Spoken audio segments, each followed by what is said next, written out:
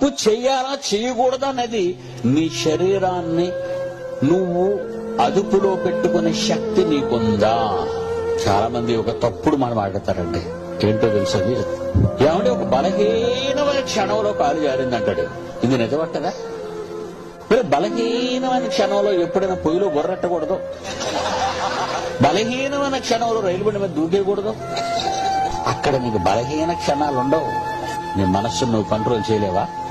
చెట్టు ఎక్కితే జాగ్రత్తగా దిగాలనే కంట్రోలింగ్ కెపాసిటీ నీకుంది.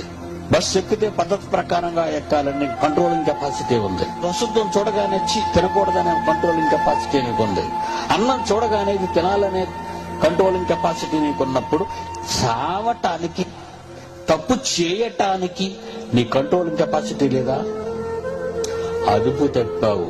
నీ మనస్సు ఎవడి చేతికో పోయింది. ఆ చెయ్యి గురించి